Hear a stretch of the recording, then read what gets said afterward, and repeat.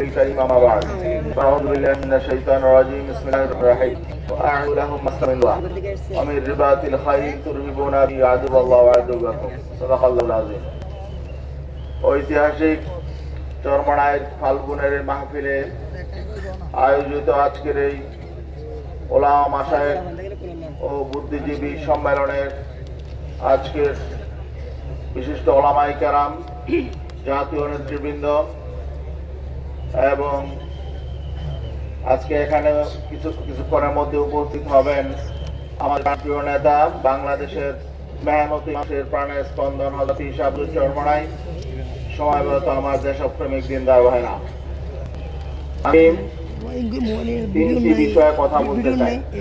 প্রথমত, বর্তমান অন্তর্বর্তীকালীন সরকারের বিষয়ে। তারা ক্ষমতায় এসেছে জুলাই অভ্যুত্থানের মধ্য দিয়ে, অতএব তাদের প্রধান দায়িত্ব হলো যে কারণে জুলাই বিপ্লব সংগঠন হয়েছে তা বাস্তবায়ন করা।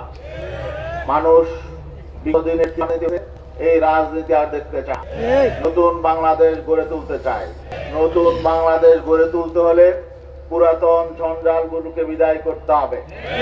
এই জন্য প্রথম কাজ হলো সংস্কার বাস্তবায়ন করতে হবে। আজকে আমরা কি দেখতে পাই যে সংস্কার ছাড়া যেন তোরা নির্বাচনের জন্য একটি পক্ষ চেষ্টা চালাচ্ছে। দুঃখজনক বাস্তবতা হলো তাদের কথার সাথে ভারতের সেনা প্রধানের বক্তব্য মিলে যায়। কিছুদিন আগে আপনারা দেখেছেন ভারতের সেনাবাহিনী প্রধান বাংলাদেশ প্রসঙ্গে একটি বক্তব্য দিয়েছেন। তার এই বক্তব্য দেওয়ার কথা না। বাংলাদেশ বিষয়ে ভারতের সেনা প্রধান কথা বলবে কেন? তিনি বলেছেন বাংলাদেশে গণতন্ত্রের পদে উত্তরণ দরকার এবং দ্রুত নির্বাচন প্রয়োজন।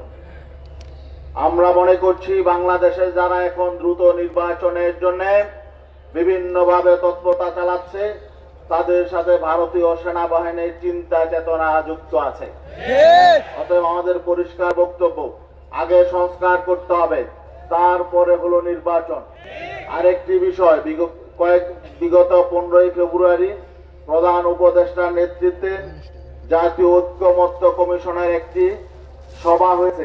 সেখানে ইসলামী আন্দোলন বাংলাদেশের পক্ষ থেকে আমি কথা বলেছিলাম, স্পষ্ট বলেছি যে জাতীয় নির্বাচনের আগে স্থানীয় নির্বাচন হতে হবে। কারণ হলো অতীতে কোন দলীয় সরকারের অধীনে কোন স্থানীয় নির্বাচন, জাতীয় নির্বাচন কোনটা সুষ্ঠু নিরপেক্ষ হয় নাই। আমার কথা বলার পরে সেখানে যারা বিভিন্ন দলের ছিল অনেকেই এ ব্যাপারে তেলে বেগুনে খেপে গেছে। তারা বলেছে কি স্থানীয় নির্বাচন হলে সংঘাত হবে, সহিংসতা হবে, রক্তপাত হবে, এবং কি কেউ কেউ বলেছে সিভিল ওয়ার হবে। তাদের বক্তব্যে প্রমাণ করে জাতীয় নির্বাচনের আগে স্থানীয় নির্বাচন করা প্রয়োজন। কারণ কারা সন্ত্রাস করবে নির্বাচনে, কারা সিভিল ওয়ারের হুমকি দেয়, কারা বিশৃঙ্খলা করবে, তা আগে স্থানীয় নির্বাচন আমরা দেখতে চাই। এই স্থানীয় নির্বাচনে প্রমাণ হয়ে যাবে কারা দৈত্য দানব লালন পালন করে, তাদেরকে আমরা বেঁধে ফেলতে চাই। তাদেরকে নিয়ন্ত্রণে না নিয়ে জাতীয় নির্বাচন হবে না। আমাদের কথা পরিষ্কার। এবার সংস্কার কমিশন বলেছে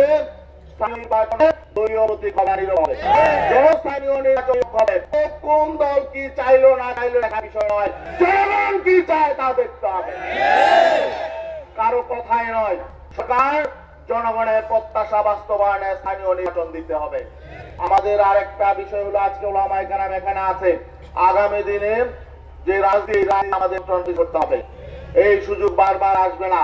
এই সুযোগ যে এসেছে আমাদের এই সুযোগ কাজে লাগাতে হবে। এই জন্য ওলামায়ে কেরামকে সতর্ক থাকতে আমরা অতীত তখন ঐক্য আলোচনা হয়েছিল অতীতেও, কিন্তু আমরা